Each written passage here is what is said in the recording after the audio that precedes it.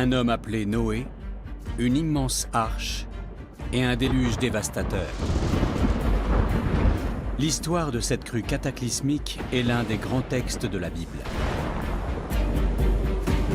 Elle relate la colère de Dieu et l'anéantissement de toute forme de vie sur Terre.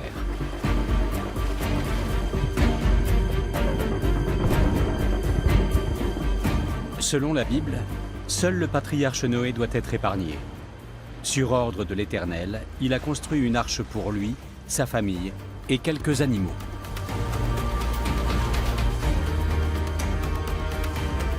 Ce fantastique récit biblique n'est-il qu'une légende ou a-t-il un fond de vérité historique? Pour le savoir, il faut chercher les traces d'une catastrophe majeure qui aurait pu l'inspirer.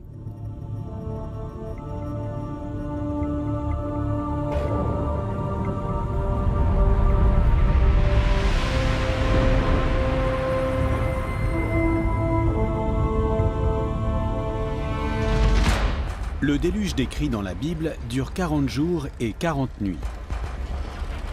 Noé, sa famille et un couple de chaque espèce animale ont embarqué à bord d'une arche pour échapper à la montée des eaux.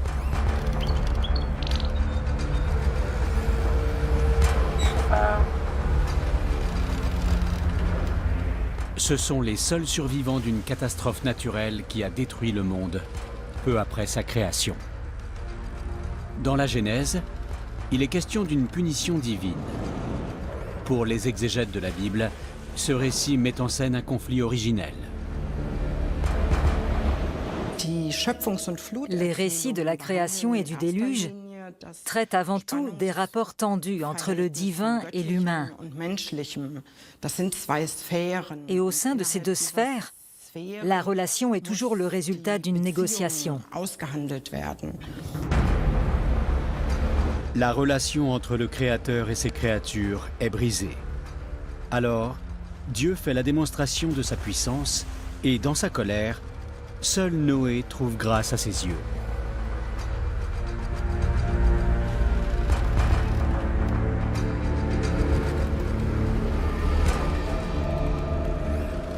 Le déluge est l'un des mythes les plus célèbres de la Bible. Il est exposé dans le premier livre de l'Ancien Testament, la Genèse.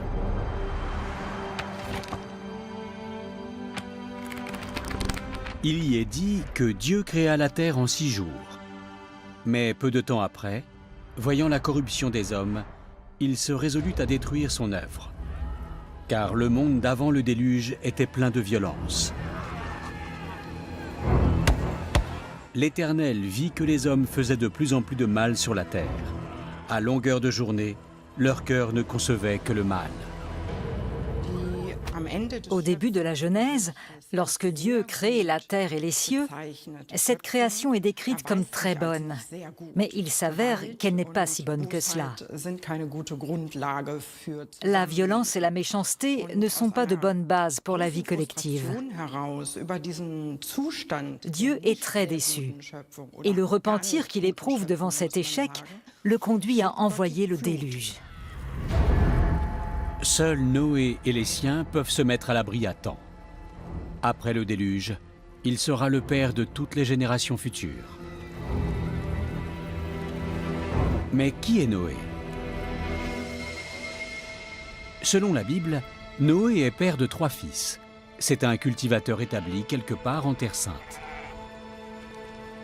Son caractère est clairement décrit. C'est un homme pacifique, bienveillant et très pieux. Noé est un homme juste, sans reproche. Des caractéristiques qui font de lui un modèle universel. Noé, que fais-tu, mon vieil ami? Pourquoi t'infliges-tu cette peine? C'est ma destinée. Tu ne vois pas que tu te gâches inutilement la vie avec ces chimères?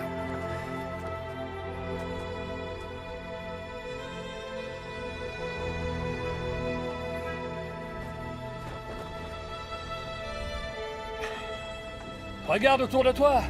D'où viendrait-il ton déluge? Oh, il viendra, crois-moi. Si l'Ancien Testament ne permet pas de dater le déluge, on a pu établir à quelle époque l'histoire a été écrite.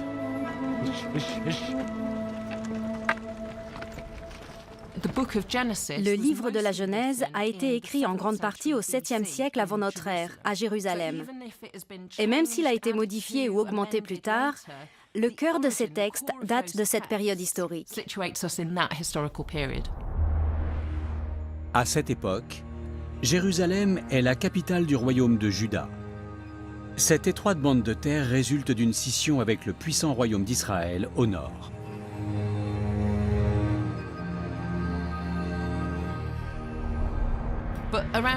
Mais vers 640 avant notre ère, le roi Josias monte sur le trône. Et il a pour ambition de redonner à Juda toute sa grandeur. Josias veut affranchir son royaume de l'empire d'Assyrie et de ses cultes étrangers. Ce renouveau national s'accompagne d'une réforme religieuse.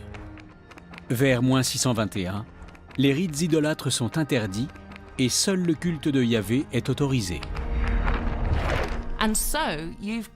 Il y a donc un Dieu, Yahvé, qui n'est pas seulement le seul Dieu, mais aussi le Dieu de ce peuple, du peuple d'Israël.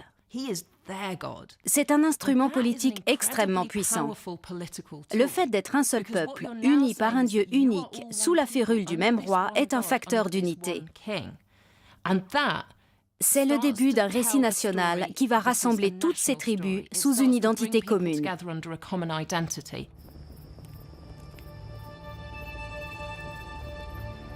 Dans ce contexte, la figure de Noé et son salut apparaissent sous un jour totalement différent. Ce peut être une façon de montrer ce qui arrive à ceux qui croient encore à d'autres dieux. Ils sont engloutis par le déluge.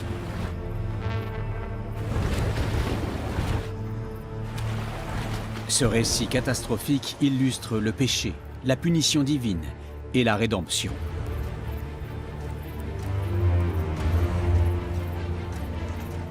Les spécialistes voient en Noé la figure de proue du nouveau culte de Yahvé.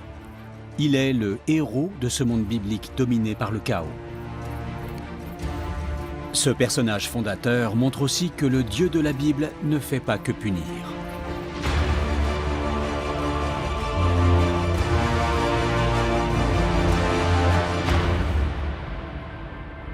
Si l'histoire du déluge a pris un sens si considérable à Jérusalem, la Genèse ne situe pas la catastrophe dans un lieu géographique défini.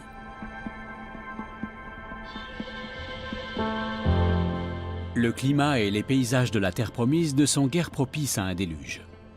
Dans les montagnes, l'eau a toujours été rare. C'est aussi le cas dans les vallées.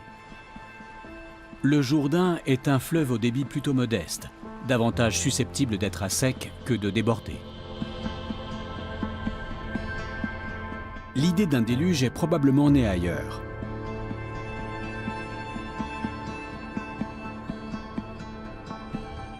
Pour trouver son origine, il faut sortir du royaume de Juda, car le monde biblique est beaucoup plus vaste.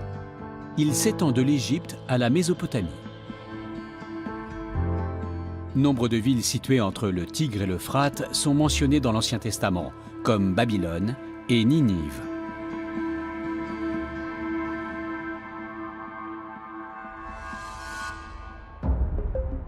Le British Museum abrite des milliers de tablettes cunéiformes mises au jour dans les ruines de l'antique Ninive.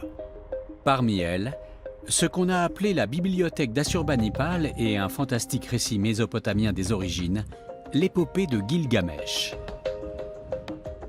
Irving Finkel est un grand spécialiste du cunéiforme. La partie de l'épopée de Gilgamesh contenant le récit d'un déluge a été traduite pour la première fois il y a plus de 150 ans par un jeune assyriologue, George Smith. Un déluge va détruire le monde. Les dieux choisissent un héros qui doit construire un navire pour y abriter la vie, de sorte qu'après la catastrophe, tout puisse recommencer.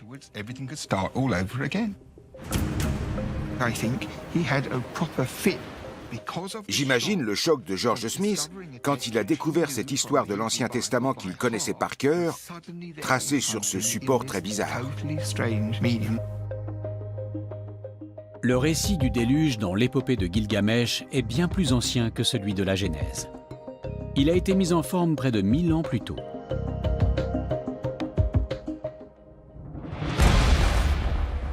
À l'époque, cette découverte fait sensation.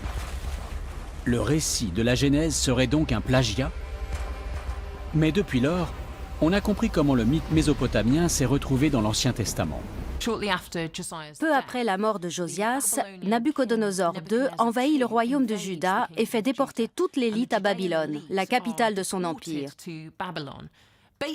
Le but est d'empêcher tout soulèvement dans ce pays nouvellement conquis. L'écriture du livre de la Genèse se poursuit donc à Babylone. Les érudits judéens continuent la rédaction de ce texte au caractère à la fois historique et sacré. Mais ils vivent désormais au sein d'une civilisation différente. Ils découvrent les histoires, les légendes et les pratiques religieuses de l'Empire babylonien. C'est probablement là qu'ils prennent connaissance de l'épopée de Gilgamesh, de tous les détails du mythe du déluge et du héros qui survécut à la catastrophe. Les érudits judéens vont alors arranger ce récit à leur façon. Supprimer par exemple les passages qui évoquent le panthéon assyro-babylonien, puisqu'ils n'ont qu'un seul Dieu. Ils font en sorte que tout concorde avec l'histoire qu'ils veulent raconter.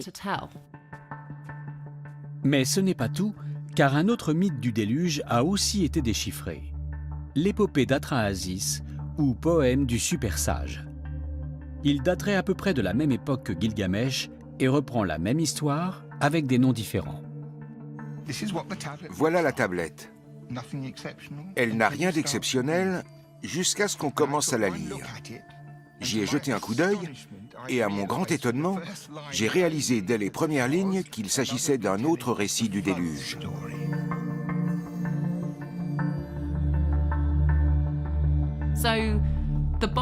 La Bible s'inspire de l'épopée de Gilgamesh, qui elle-même s'inspire du poème du super sage, qui est probablement la version écrite d'une tradition orale bien plus ancienne encore.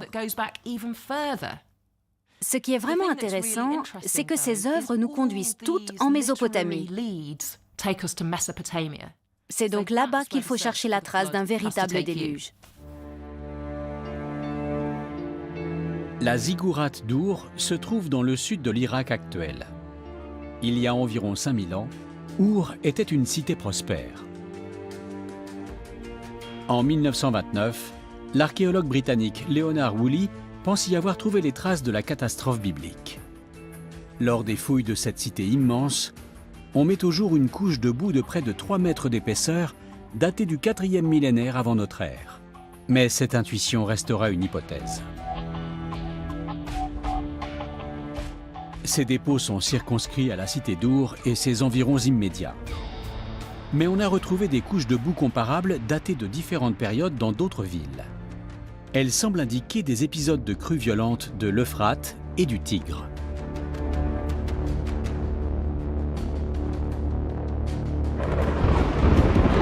Si l'on en croit la Bible, lors du déluge, les eaux recouvrent toute la terre et atteignent le sommet des plus hautes montagnes.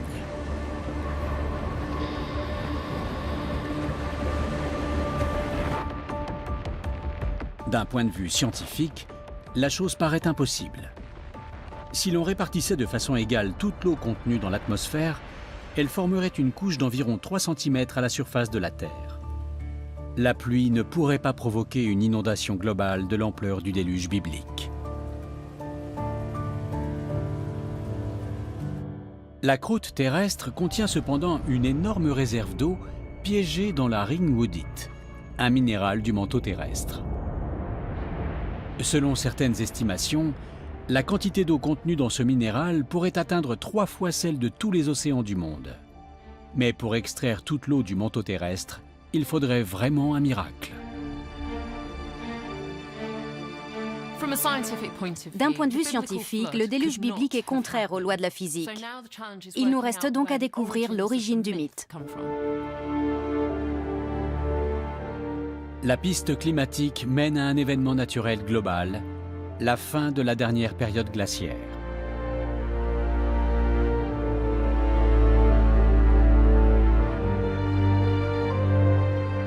La période de froid atteint son maximum il y a environ 21 000 ans. Les calottes glaciaires contiennent d'énormes masses d'eau et le niveau de la mer est environ 120 mètres plus bas qu'aujourd'hui. Le monde est alors très différent de ce que nous connaissons.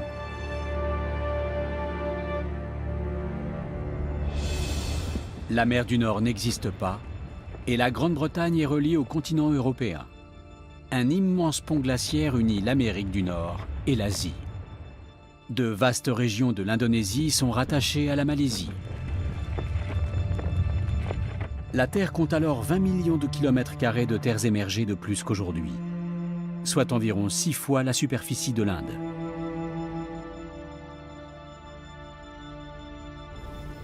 Le problème pour les hommes n'est pas seulement la rigueur du froid, mais aussi l'extrême sécheresse. La calotte glaciaire arctique fixe l'eau de l'atmosphère. Par conséquent, il ne pleut guère et les sols sont durs comme la pierre. Des paysages arides s'étendent aux confins des zones glaciaires. La Terre semble hostile à la vie. Mais il existe des enclaves tempérées, comme la plaine alluviale des rives du golfe Persique, située aujourd'hui en Irak.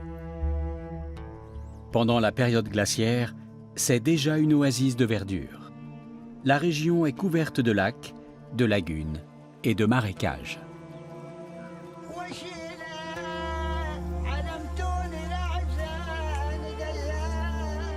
Depuis des milliers d'années, les habitants des bords de l'Euphrate et du Tigre vivent d'agriculture et de pêche. Leurs modestes cabanes de roseaux rappellent les abris du Paléolithique. Ce mode de vie archaïque donne une idée de la vie quotidienne sur les rives du golfe Persique il y a des milliers d'années.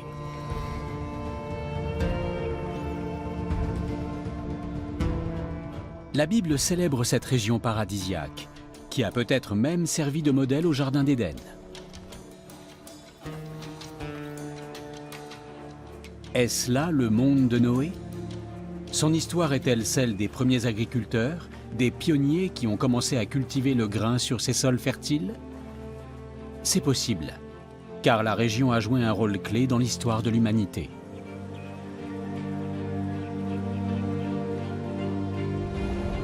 La plaine alluviale de Mésopotamie forme l'une des pointes du croissant fertile. Cet espace compte les plus anciennes terres cultivées de la planète.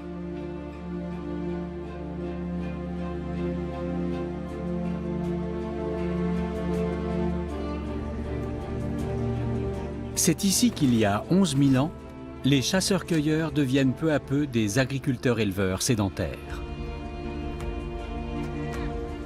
Ils commencent à construire des maisons et à stocker des provisions. Il se produit dans le croissant fertile un bouleversement qui va changer le monde à jamais, la révolution néolithique.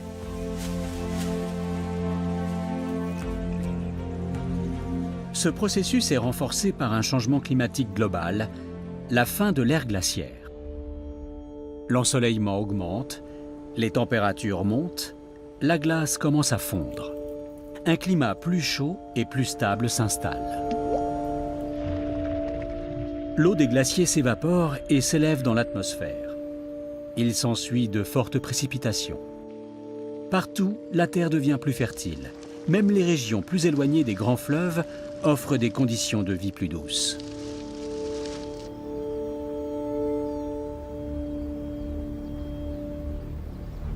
Mais le changement climatique apporte aussi son lot de catastrophes. L'eau des calottes glaciaires fond, sillonne les terres et se jette dans les océans, provoquant la montée globale du niveau de la mer.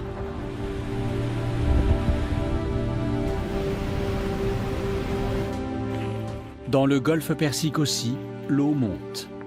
Les habitants de la région voient leurs terres menacées de disparition.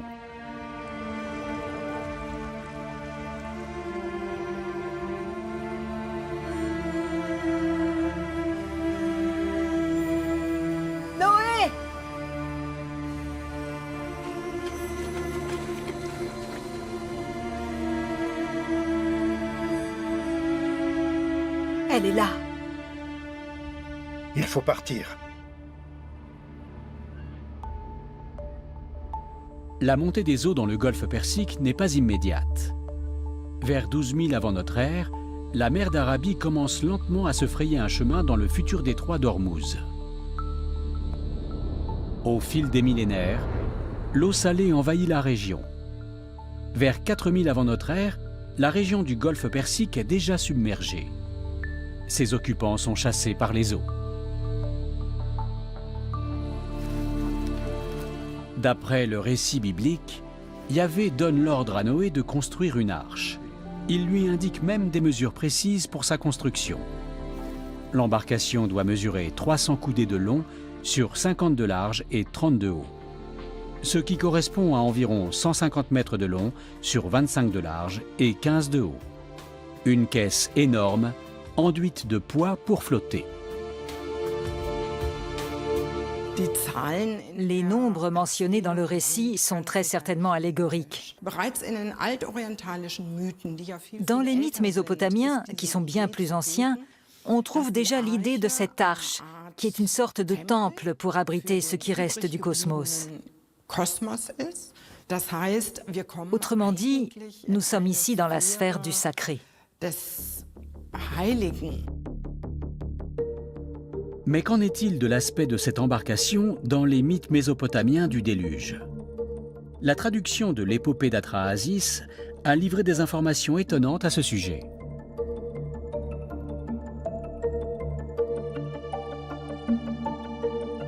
Ei Tsershima, dessine, et Tserti Kipatim, avec la forme d'un cercle. Quand on lit ce drôle de texte en entier, on ne peut que conclure qu'il s'agissait de construire un bateau rond.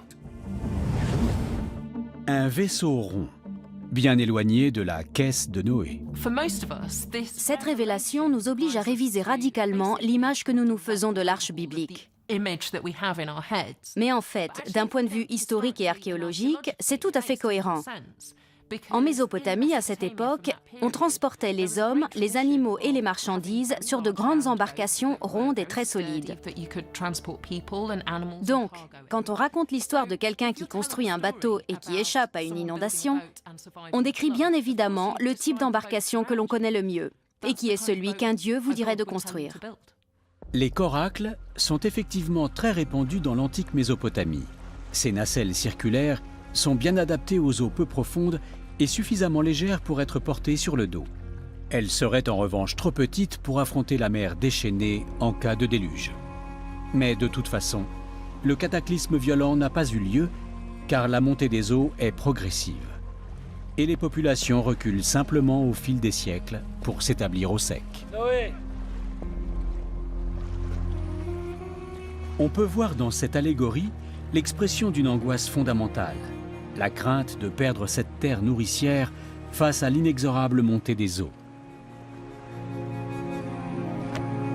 Simon, par pitié, joins-toi à nous, je t'en conjure. Non, je veux rester.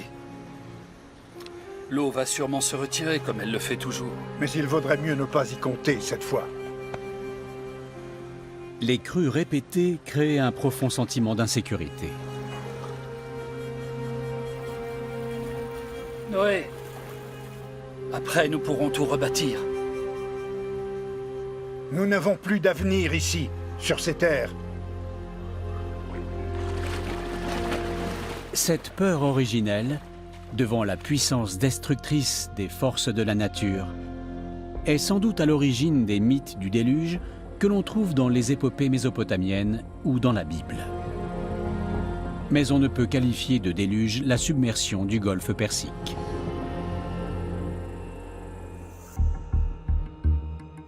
La fonte des calottes glaciaires a-t-elle provoqué quelque part des inondations catastrophiques? Notre quête nous mène sur les rives de la mer Noire. Une mer intérieure alimentée par de nombreux fleuves et par l'eau salée de la Méditerranée. Les deux étendues d'eau sont reliées par la mer de Marmara et le Bosphore. À notre époque, la mer Noire est essentiellement formée d'eau salée. Mais il y a quelques milliers d'années, c'était un immense lac d'eau douce. Quand et comment l'eau douce a-t-elle été remplacée par de l'eau salée? Cette question a conduit deux chercheurs américains à formuler une hypothèse passionnante. Dans les années 1990, Walter Pittman et William Ryan déclarent que le déluge s'est produit dans la région du Bosphore.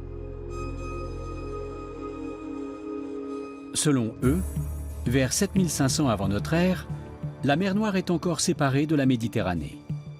La fonte des glaciers a bien fait monter le niveau de la Méditerranée, mais pas celui de la mer Noire, isolé derrière une étroite bande de terre qui fait office de barrage. La différence de niveau augmente au fil des siècles. Vers moins 5500, elle est de plus de 100 mètres.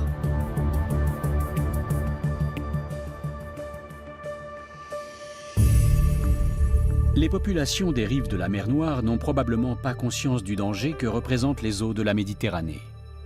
Et la région paraît bénie des dieux. Le climat est doux, la terre fertile, et on a ici de l'eau douce en abondance.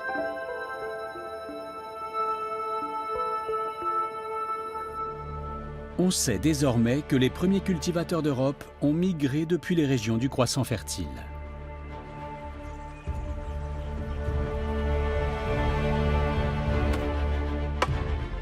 Sur les bords de la mer Noire, les nouveaux arrivants découvrent des conditions paradisiaques, des réserves inépuisables de poissons et des sols propices aux cultures. Ils construisent leurs maisons sur pilotis pour se protéger d'éventuelles montées des eaux.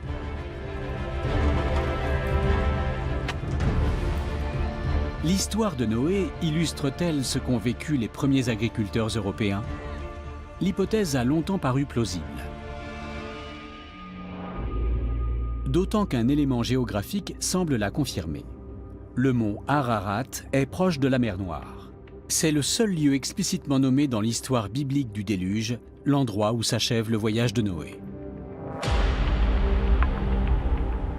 Le géant coiffé de neiges éternelles a fait l'objet de nombreuses expéditions, mais jamais trace de l'arche n'a été trouvée. En 1960 pourtant, un capitaine de l'armée de l'air turque survole le mont Ararat pour le cartographier. Un de ces clichés montre les contours d'une immense embarcation. Le monde est stupéfait. Serait-ce l'arche de Noé? Le récit biblique serait-il vrai?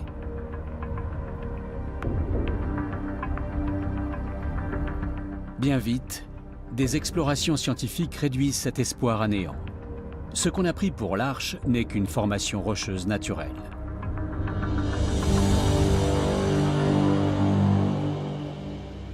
Selon une autre théorie, l'arche pourrait avoir existé, mais elle serait bien plus petite que celle décrite dans la Bible. Son aspect et sa taille pourraient correspondre à une maison sur pilotis, un type de construction traditionnelle des régions côtières et lacustres. Les populations locales ont pu transformer ces constructions sur pilotis en bateaux-maisons. Il suffit de scier les poteaux. Avec ces radeaux, les habitants des rives de la mer Noire pouvaient affronter une montée des eaux.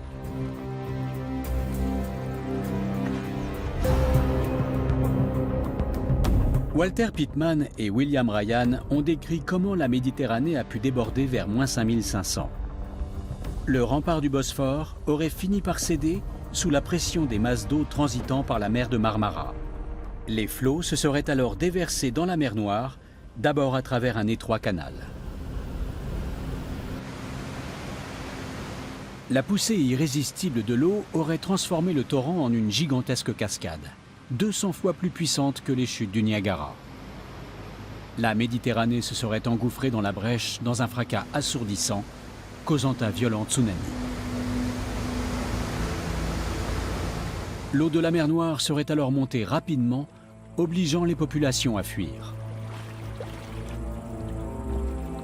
Noé, nous devons attendre dans nos maisons jusqu'à ce que l'eau se retire. Nous allons devoir scier les poteaux des maisons pour ne pas nous noyer. Que dis-tu? Tu as perdu la tête? L'eau ne se retirera pas. Non, on ne touche à rien. On attend.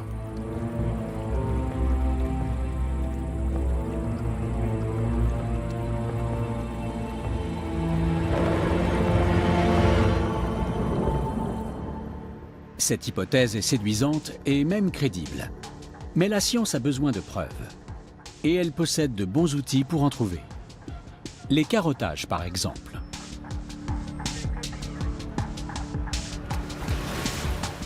Les fonds marins sont encore largement inexplorés. Mais c'est justement dans ces dépôts difficilement accessibles qu'on peut lire le passé tumultueux de la Terre. À bord, les carottes prélevées sont découpées et soigneusement emballées pour l'analyse en laboratoire. Au Maroum, le centre des recherches environnementales marines de Brême, 154 km de carottes attendent d'être examinées. Des millions d'années d'histoire de la Terre, numérotées et classées sur d'immenses étagères. Parmi elles, des échantillons de la mer Noire. Karin Sonnefeld, géologue marine du Maroum, en a prélevé quelques-unes elle-même. Grâce au carottage fait dans la mer Noire, nous pouvons très clairement voir la transformation du lac d'eau douce en mer et la salinisation progressive de cette étendue d'eau. Nous avons une carotte complète qui le montre. C'est un échantillon exceptionnel.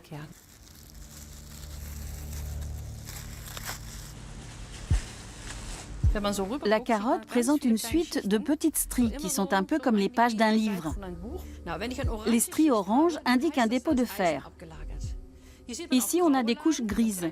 C'est simplement de l'argile. Et ensuite, on a des couches noires qui marquent la présence de matière organique. Cette partie de l'échantillon, tous ces dépôts, datent de l'époque où la mer Noire était composée d'eau douce. Et là, on voit que les couches noires diminuent et qu'elles deviennent gris clair. C'est le moment où la mer Noire a commencé à être alimentée en eau de mer. Elle est devenue de plus en plus salée.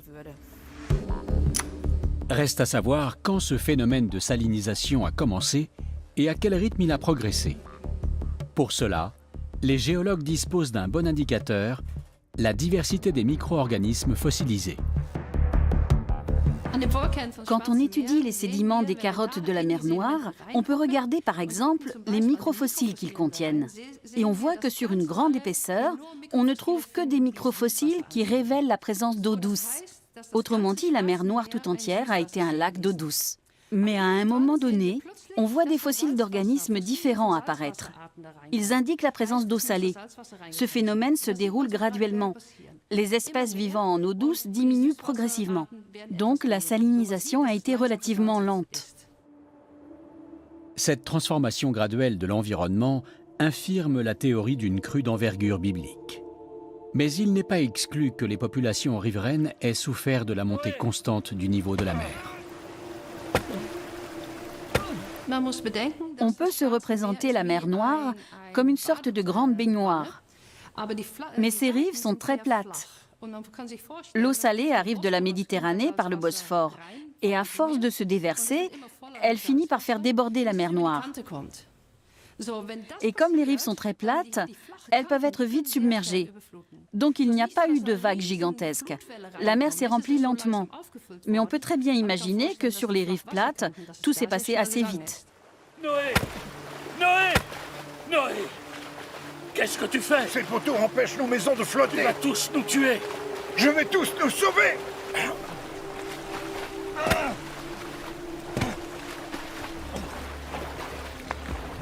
Le mythe de Noé et du déluge a peut-être une origine historique. Il pourrait bien témoigner d'événements traumatiques vécus par les populations des bords de la mer Noire.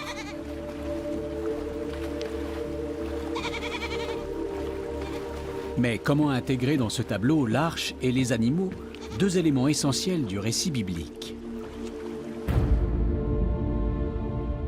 Noé doit sauver un couple de chaque espèce. C'est la volonté de Dieu. Pendant des siècles, on a pris cet ordre au pied de la lettre et on a imaginé que tous les animaux de la terre étaient montés à bord de l'arche. Mais on atteint ici les limites de la vraisemblance. Même la plus grande arche jamais conçue n'aurait pu abriter toutes les créatures terrestres.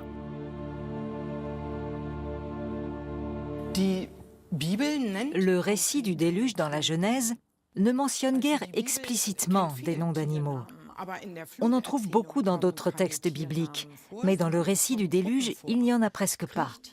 On parle avant tout de groupes, les reptiles, les animaux domestiqués et les volatiles. Parmi les animaux domestiques qui pourraient monter dans l'arche, on trouverait les chèvres, les bovins, les ânes et les moutons.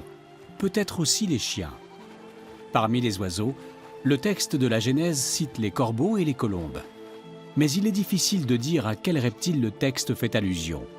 Les animaux présents dans l'arche demeurent un mystère. Quand on lit ou quand on entend ces récits, on peut penser que tous les animaux connus devaient monter dans l'arche. Sinon, ils n'existeraient plus aujourd'hui. Ils se seraient noyés au cours de ce déluge. Ce bateau est comme une bouée de sauvetage vers une autre époque, un autre monde.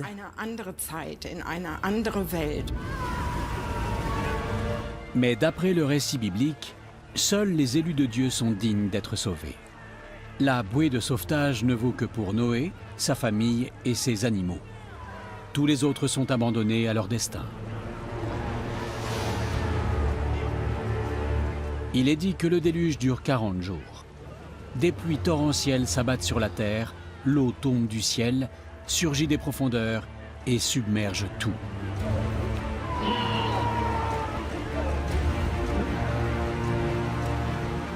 Si le mythe de la Bible est inspiré d'une catastrophe préhistorique survenue près de la mer Noire, les vestiges de l'habitat local devraient en témoigner.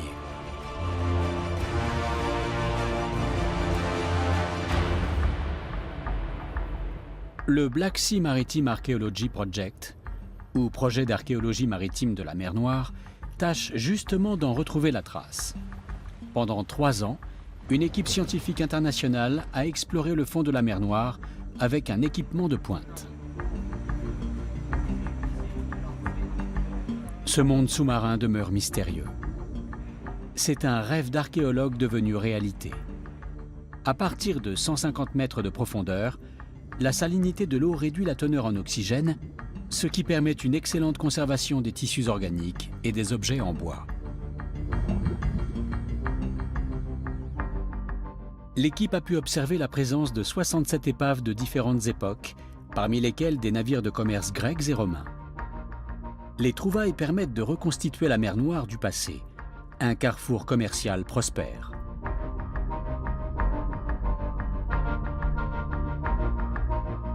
La mission explore également la zone côtière. Mais les vestiges retrouvés sont bien plus récents et ne confortent pas la théorie de la submersion. En revanche, les chercheurs mettent en évidence un processus de salinisation bien plus ancien que ne le pensaient Pitman et Ryan.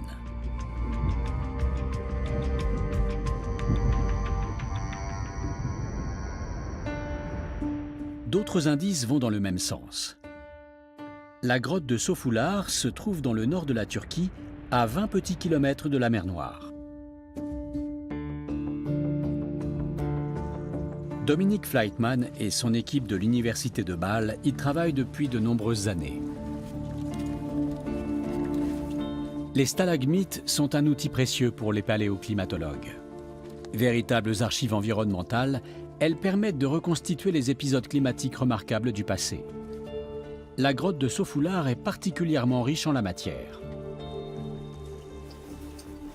Bon, allez, c'est parti. C'est un voyage dans l'histoire du climat. Ok.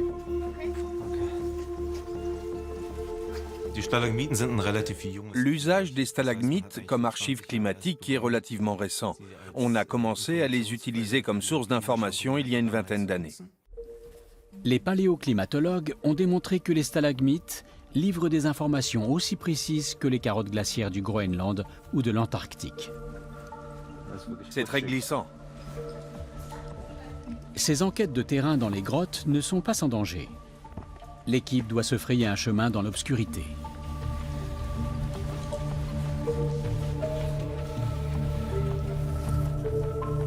Descendre en rappel le long des parois crevassées demande une grande expérience, de la concentration et une bonne condition physique.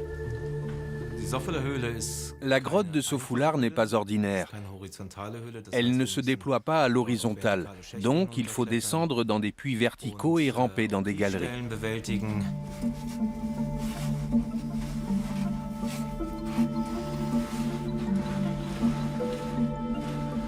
La grotte ne livre pas facilement ses secrets, il faut se donner du mal. Mais ces efforts sont largement récompensés par la qualité des échantillons. On a des stalagmites très longues qui remontent loin dans le temps. Elles sont faciles à prélever et sont magnifiquement formées parce que leur croissance a été constante et régulière. Ce sont des archives climatiques idéales. Les stalagmites sont des concrétions. Elles croissent très lentement, au fil des millions de gouttes d'eau de pluie qui suintent à travers la roche depuis la surface. Chaque goutte forme un dépôt calcaire. La calcite accumulée sert de chambre d'enregistrement pour les événements climatiques survenus au cours des 700 000 dernières années. Nous exploitons les stalagmites pour avoir une image aussi précise que possible des changements climatiques et des conditions environnementales sur les 1000, 10 000 ou 100 000 dernières années. Leur analyse permet de lire très précisément les variations de température du passé, de définir la pluviométrie au-dessus de la grotte, d'identifier la provenance des précipitations ou la végétation à l'extérieur. La nature de la végétation dépend naturellement des conditions climatiques. Et nous pouvons obtenir toutes ces informations à partir d'une seule stalagmite de taille modeste. Ces étranges colonnes sont d'une importance capitale pour les scientifiques. Il leur suffit d'un échantillon pour savoir ce qui s'est passé il y a des milliers d'années au bord de la mer Noire. Mais il doit avoir la taille et l'âge requis. Elles sont de toute beauté.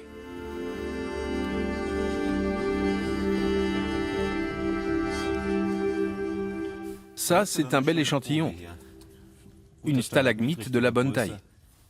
Elle est bien droite, ce qui indique un égouttement régulier. Elle pourrait avoir 400 000 ans. Exactement ce que nous cherchons. De retour à Bâle, la stalagmite est sciée dans le sens de la hauteur. Le rapport entre les isotopes d'oxygène et d'hydrogène dans l'eau et dans la calcite permet aux experts de définir avec précision les conditions météorologiques de la mer Noire.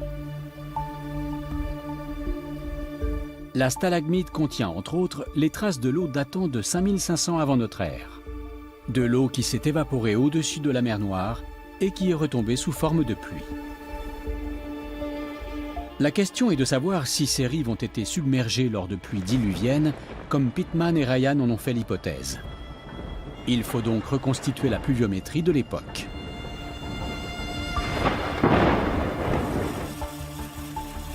Pour cela, on débite la stalagmite en petits tronçons. Les stries de croissance permettent de les classer en siècles et en millénaires.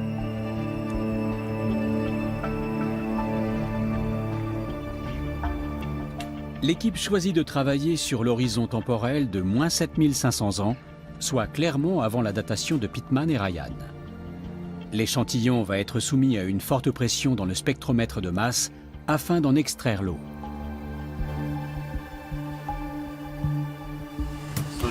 Le signal devrait arriver tout de suite.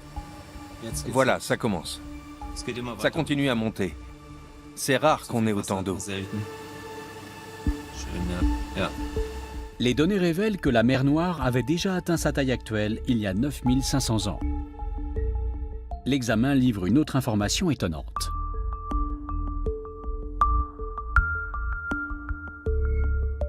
Les données obtenues sur les concrétions et complétées par des données géologiques montrent très clairement qu'il y a 9500 ans, l'écoulement de l'eau allait de la mer Noire vers la Méditerranée, et non l'inverse. L'événement cataclysmique n'a donc jamais eu lieu. L'eau de fonte des glaciers, transportée par les grands fleuves, est à l'origine de l'expansion de la mer Noire. Un processus qui a probablement commencé dès 15 000 avant notre ère. Le niveau de la mer a monté jusqu'à ce que l'eau déborde dans la mer de Marmara.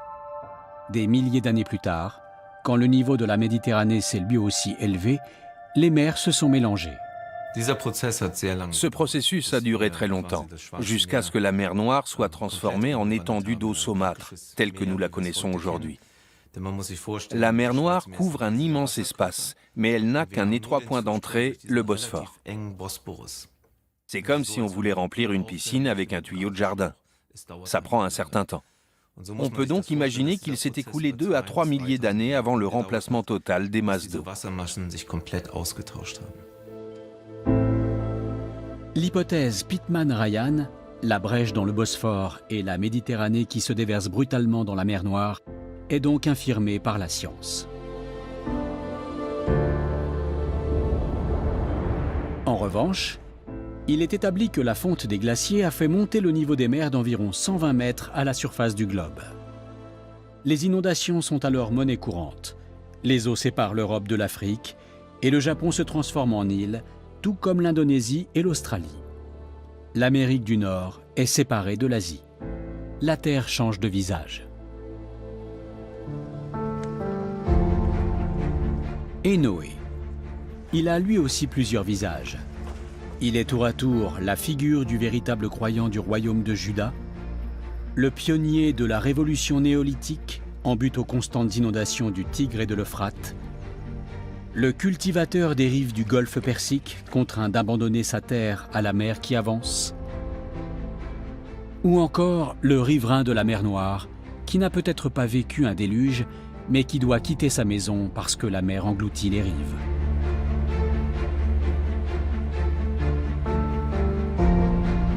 Et que dire de l'arche? Est-ce un temple sacré, un immense navire ou un bateau-maison?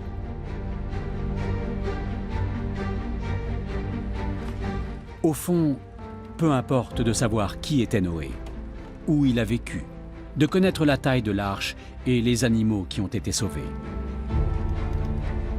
Noé symbolise toutes les expériences humaines face à la force indomptable de l'eau et tous ceux qui ont vécu dans leur chair la perte de leur maison et de leur terre. Toutes ces expériences sont contenues dans le récit biblique de Noé et du déluge.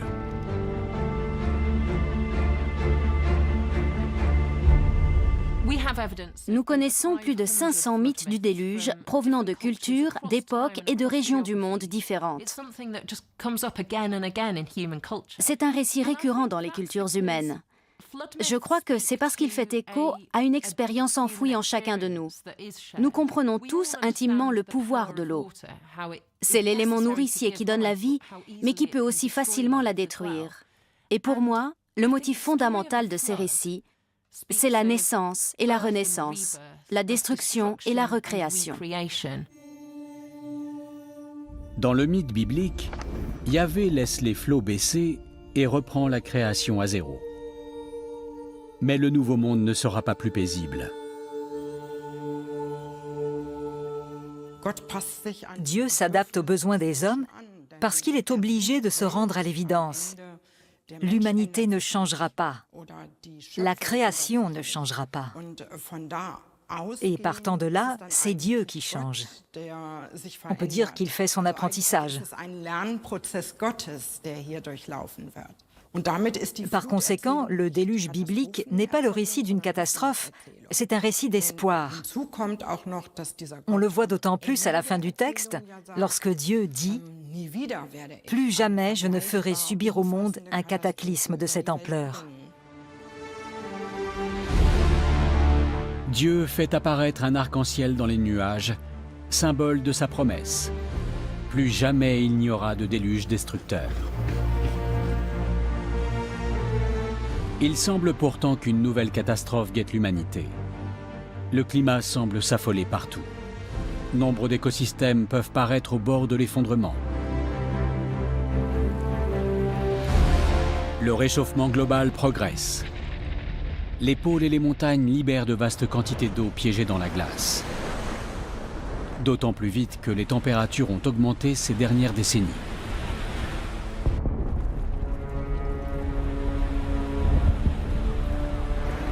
Des scientifiques ont calculé que la fonte totale des pôles conduirait à une élévation du niveau de la mer de 65 mètres.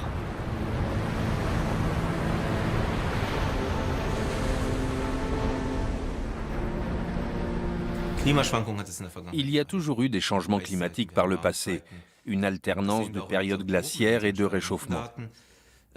On le voit dans nos échantillons, dans nos stalagmites.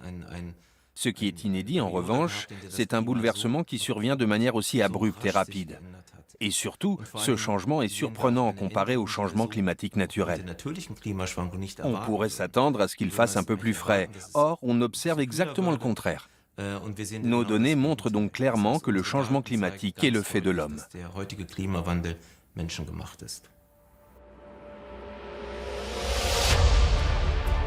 La Terre est bien plus peuplée qu'elle ne l'était à la préhistoire. La fonte globale des glaces aurait aujourd'hui des conséquences incalculables. Nombre de régions côtières et fluviales seraient rayées de la carte des dizaines, des centaines de millions de personnes pourraient être contraintes d'abandonner leur village et leur ville. À moins que l'homme ne parvienne à enrayer cette dynamique pour que jamais un autre déluge ne frappe le monde.